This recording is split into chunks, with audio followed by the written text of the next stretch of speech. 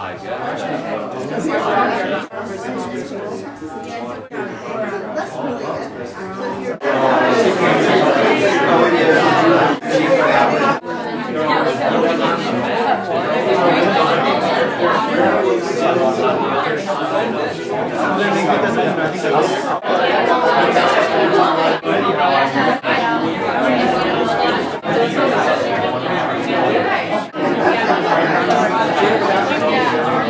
Perfectly good party with a speech, but I'll keep it under 45 minutes. A lot under 45 minutes. I'm Steve Falk, President of the Chamber of Commerce, and I hope everyone has a glass of wine, or maybe go out and get a glass of wine. I'd just like to welcome you to our District Merchants Summit here in District 5 to meet our newest supervisor on the Board of Supervisors. But before I do that, for those of you who are not familiar with the Chamber of Commerce, I know we have several merchants in the room. The Chamber of Commerce represents 1,500 businesses across San Francisco. Those 1,500 businesses employ 275,000 employees in this city. And the goal of the Chamber of Commerce is to connect the business community, to help you grow your business, to help you increase your revenue, to help you get new clients and new customers. And we do that in a number of ways. We put on 200 events and programs, networking events, seminars. We put on classes on how to market your business, how to do social media, how to promote your business on Facebook and Twitter. So we are here to help you grow your business. Another important function of the Chamber of Commerce is to interact with City Hall, to make sure that we get the message across that San Francisco needs to be a welcoming place for business. We need business to grow, we need business to prosper. The private sector in the city employs 500,000 people, and it's important for everyone to understand that economic growth is the engine that keeps this city alive. It's the taxes that are generated from all of those businesses that keep the streets paved and keep the sidewalks clean and keep our police officers and firemen working. So it really is about business. So we do a lot of public policy work. Jim Lazarus heads up our public policy efforts, and he spends half of his life at City Hall. But that's another story that he can tell you over a glass of wine. Before we go too far tonight, we can only do events like this with the help of some great sponsors. Tonight our sponsors are PG&E and Recology, so let's give them a round of applause. And I can't help myself, since part of what we do is weigh in on ballot measures. You know, the Chamber of Commerce has taken a strong opposition to Prop A, which is the Recology measure, the measure that will, break up the Recology contract into 5 separate contracts, probably double the number of garbage trucks on our streets. Recology is a shining example of not only a chamber member, but of a company that has achieved a 78% diversion rate from landfill. San Franciscans love to recycle, they love to do their composting, and we are working with a company that has put us #1 on the list in the world as the greenest, most recycled, composted city in America. So just to get that on the record, it's no on A as far as the Chamber of Commerce is concerned. Steve, as they say, don't mess with success. I've heard that. Yeah. Now, how many of you have not been in this fabulous hotel? Have not? Look at the hands. Okay, well, I'm sure you all agree this is a special place, and not many people know about this place, but here it is. And our host tonight, Michael Wade, is the Director of Sales of the Queen Anne Hotel, and we're going to give him a round of applause and ask him to just say a few words about this great space. Michael.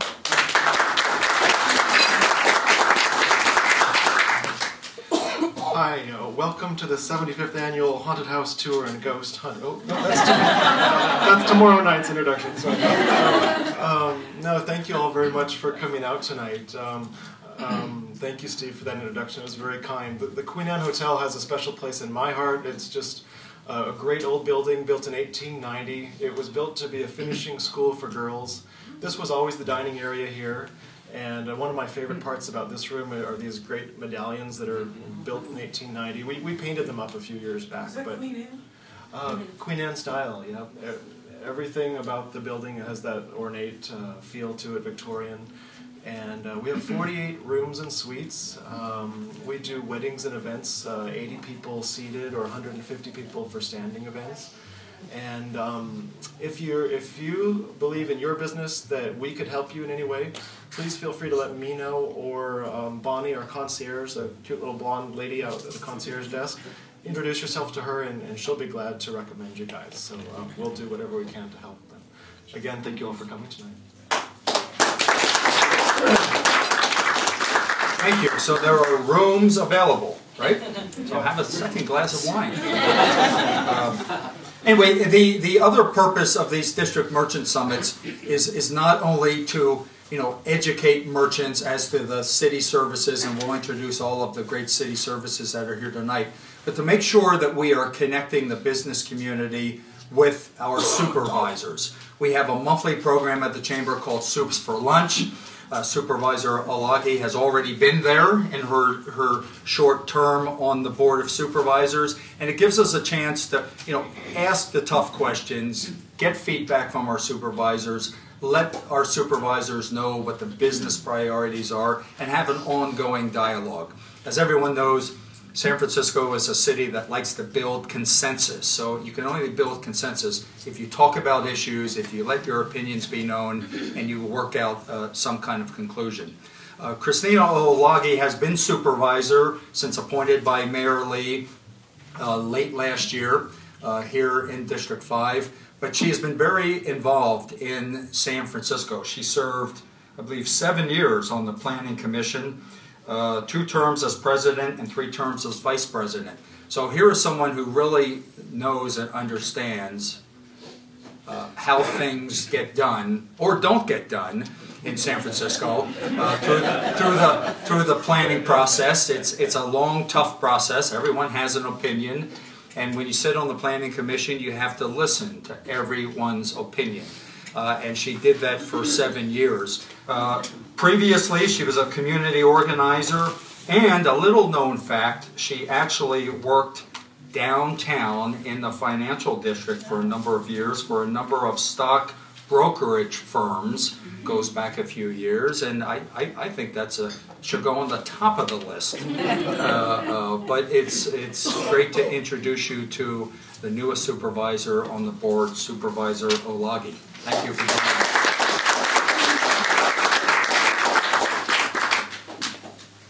I have to lower this. Can you hear me? Yeah. Sure. I'm Christina Olague, Supervisor, District 5. As Mr. Falk pointed out, I was appointed by Mayor Lee in January of this past year when a vacancy occurred in D5 for that seat. And I just am really happy to serve District 5. We have a very interesting small business community in that we have several neighborhood commercial districts in D5. We have a Divisadero corridor that's really jumping off. It's a very successful area. You see a lot of activity at night, a lot of businesses, restaurants. I don't know if any of you have been to Nopa. That's a really wonderful restaurant, and we have art galleries and the like, so it's very diverse there in terms of the types of small businesses. And I can think of maybe 1 or 2 formula retail shops there. One's Popeyes, and I think a paint store. But other than that, they're mostly independently owned businesses. Also, we have the Upper Haight. I see that the Upper Haight's in the house. We have Kristen Evans from the Booksmith here. And I think that one thing that I really love about a lot of these neighborhood commercial districts is that it's so critical that these businesses are not just part of the business community, but they become part of the greater community as well. And the Booksmith and Shoe Biz and other merchants there in the Upper Haight area have been very involved in philanthropic work and very involved in community-based organizations and the like. So their contribution goes beyond just their business, and they really are partaking in the greater community. We also have, of course, the Lower Haight, and that's a very vibrant neighborhood commercial district as well. We have the Fillmore district, and I see Brother Eris is in the house and Mr. Haynes, both from Brothers for Change, and they're very active in the Fillmore Western Addition area. And we're seeing a lot of revitalization going on there. Mostly, there's a lot of obvious nighttime activity around the Jazz District. So I hope if none of you have been there yet, you should definitely enjoy some of what's going on in the evening. And we're starting to see a revitalization in the daytime uses as well. We're seeing more food and more retail type, also independently owned entrepreneurial type businesses there. And we have, of course, Japantown, and then we can't forget the Inner Sunset, another very vibrant neighborhood commercial district where you see a lot of, again, family-run, independently owned small businesses. So I'm not sure that I'm forgetting anyone. I hope I'm not, but so just in that alone, I think I've named over 4 neighborhood commercial districts. So small businesses are very critical to the vitality of of District 5. And I have to say that one thing that people forget about frequently is the importance of the jobs that small businesses provide, whether that's working in a bookstore or in a restaurant or whatnot. We need our small businesses to be vital and to be supported by all of us because we all thrive if they thrive. So, and San Francisco, as you know, we passed Prop G a few years ago, and that didn't ban formula retail, but it does certainly in neighborhood commercial districts. Conditional use permit is required, so at least there's a public hearing and a public vetting as to whether or not certain formula retailers would be allowed into certain neighborhood commercial districts. So it certainly has helped me. My planning commission background has helped in dealing with some of these issues that have come up with small businesses in the district. And sometimes, you know, there are necessary adjustments that we have had to make to the code so that small businesses could move forward. And some of them are really minor. In the Inner Sunset area, for instance, mechanical car washes weren't allowed. It's a very strange thing. Hand car washes were, but mechanical car washes were not. So we did a code amendment so that this gentleman could open his business, and he hopes to hire at least 7 to 10 people to work at his car wash. And in the Divisadero corridor, we have a gentleman who hopes to open a brew pub. But he has an old industrial building where commercial uses aren't allowed on the 2nd floor. So we're also trying to help amend the code so that he can move forward with his business and hire people and continue to in the revitalization there of the Divisadero corridor. So, you know, it's bigger, of course, than planning, but I just really appreciate and respect all the contributions that the small business community have given to the city. And certainly I was part of the work that went into the restaurant legislation. I don't know if any of you were familiar with that. I worked on that for about a year or so when I was a planning commissioner. But that was to simplify the code to make it easier for restaurants to move forward in the permitting process. And there was a video that was showing some of the absurdities that were in the code, where you couldn't have more than 10 seats. It was a CU or not allowed. You couldn't toast a bagel and make coffee in certain times. I mean, and all of that was true. So we're just trying to simplify the codes in areas where it makes it easier for businesses to move forward. So to the extent that I can be part of the solution, I certainly want to be that. So again, thank you for all being here. I see most of the district here today. Lower Haight, Thea Salby's here. I see, again, Larry, Kristen, and I don't see the Inner Sunset, but maybe I'm missing someone. Maybe that's the only part of the district that I don't see here today. So again, welcome, and I'd like to open it up for questions or comments at this time. I'd like to know what you are thinking and what your concerns are. So, any hands? Yes, sir. Okay, the issue that the city is facing and the board is the payroll tax versus the gross revenues tax. Obviously, that can be a little controversial, and it's, you know, and it's one of those situations, not everybody's going to be a winner. So I'm wondering if you could give your thoughts on that, and if you have any thoughts on how to sort of thread that very difficult needle to, you know, actually get something accomplished. Well, right now, I think it's something that's still a work in progress. So I believe that there's a lot of different competing measures in a way. So I have to really go back and study all of them, but I don't think that none of them have been presented to us yet. So I believe that the mayor is working on something with Supervisor David Chu, something that would be revenue neutral. And I believe that there might be alternative measures that are being looked at that are less so. When I've talked to members of the small business community, they have told me that the payroll, the way the tax is currently set up, is very burdensome towards them. So I'm cognizant of that. But I think the big controversy will be the revenue neutral versus not. So I'm just waiting to see what measures are presented to us. And the devil's always in the detail. So until I've sort of studied and read thoroughly what's in front of me, I'm reluctant to give an opinion. But I can say that what I have heard is that gross receipts would be the way to go at this point. At least that's what I'm hearing from many members of the small business community. So I would support something, but I just have to wait and see what people come Supervisor, back we're with. deeply involved with that, obviously, with Yeah. Ben Rosenfield, the controller, and obviously as said, devils are in the detail because there are going to be winners and losers, and the city's working hard through the mayor and Yeah. the controller's office on that.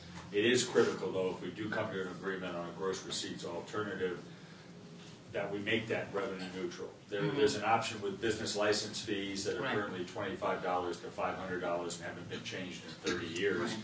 to maybe make up some revenue adjustment through a business license fee structure. But any payroll to gross receipts flip that ends up being, the whole process will blow up if those very delicate negotiations over rate structure gets manipulated at the board because Yeah. somebody wants to make more money off of it. Yes, sir. Regarding affordable housing and market rate housing, particularly with the redevelopment money Yeah. curtailed, what do you as a member of the board, or what do you think the board may think about moving forward and how to address that problem, or those problems? Well, I think one of the things that, again, the mayor's office is working on is a bond. What is it called? I forget that. It's a housing bond, actually. So they're working with the members of the development community, members of the affordable housing community to try to establish a constant revenue source for the construction of affordable housing. Because currently the city is very reliant on redevelopment for the construction of affordable housing, as you are probably aware. And other than that, I mean, we're very dependent on market rate housing development in order to also supplement the development of affordable housing, you know, through the below market rate program, which 315, I believe, is the number of the ordinance that requires a certain percentage either on-site, off-site, or requires a developer to give an in lieu fee. So I'm hoping that something good comes out of this working group. I think that they're getting close to some agreement, something that they're going to present to the board that would look for, again, a permanent stream of funding. But I think we're going to need to find one because it is kind of concerning to me that without redevelopment, that we are going to see a lot of gaps in how we can continue to sustain the affordable housing development in the city. So, yeah. Go on. I just want to say thanks to the chamber and thanks to the sponsors, and definitely appreciate our new supervisor. And hopefully, you know, I come from the Lower Fillmore district, and as we're still struggling to get back on our feet again, I'm glad to see the district is all here. Maybe from this, maybe we can start a small business task force of the whole District 5 where some of the areas that are doing better than others, where we can share resources, and maybe we can get a special discount through the chamber as a district. That's a great idea, though, really. Because sometimes, there's a lot of really interesting ideas going on. The Upper Hay, for instance, they have a really interesting idea around planning and this sort of thing. So I think sometimes it would be nice, even if it were on a quarterly basis, to just kind of have a setting like this where people can just exchange ideas and dialogue and meet each other and that sort of thing. That is a very nice idea. Yeah. Yep. Yeah, it's interesting. I think you're doing a great job. Thank you. I've known you for a number of years, and you're independent, and you have your own thoughts, and you are straightforward. I like that. I went to a housing. I've been in the city for 62 years. Okay, and I went to a housing authority meeting the other day. Okay, and their stock is 6,000. Yeah.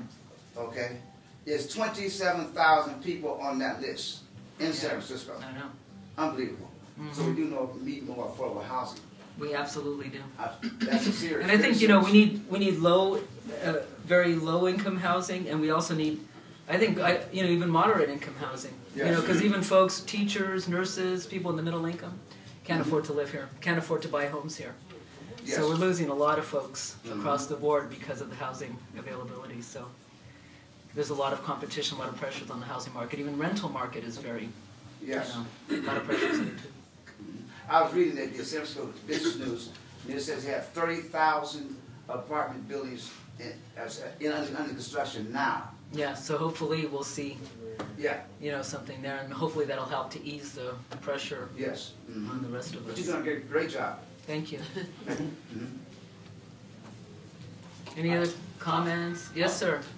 Would you like to take the opportunity to do a little campaign speech or anything? Maybe position yourself vis-a-vis the competition or anything? I'm supervisor, so Make that non-political. wear though. that hat. Make that non-political. How about telling us the district and how it might change? What's it look like? I don't know how this district got altered at all. We just went through redistricting. Yeah, I mean, there were. Census. I think we ended up in a really good place, and I really give a lot of credit to the redistricting task force, because I think they were faced with a lot of challenges. I know none of the members are here tonight, but really my hat goes off to them, because there was a moment when me and Larry were out of the district. Larry, you've been in the district like 30 years or something? 50? There was a moment when the Panhandle was taken out. Parts of the Lower Haight were in and out. Like I said, we were out for like 2 weeks. Somebody called me. It's like, oh, you're out of the district. What? And so people just rallied. We went to the redistricting meetings. We got a little late start because I just got here in January, but everyone rallied. So when people on Fowl Street found out that Fowl right there across from the panel, that they were no longer the district, it was like crazy. So I think we kept a lot. I was kind of hoping we'd get 55 Laguna in, but we didn't. Oh well. But Booker T. Washington was a project that a lot of us worked on, the transitional age youth housing development there. And they're in 5 now. We're happy for that. Japantown was going to be pushed out. As a community of interest, their history with the Fillmore, they really wanted to stay in, so we managed to keep them in for those reasons. So I think, and we've extended, and so a lot of the housing authority sites were split up. Now they're whole, like Freedom, I think Freedom West is one now. So I have to say that, at the end of the day, I think it's what the will of the residents. I think that people were satisfied ultimately with the outcome of that. Thank you. Yeah. So it looks about the same with the, but just the boundary goes all the way to Van Ness now. So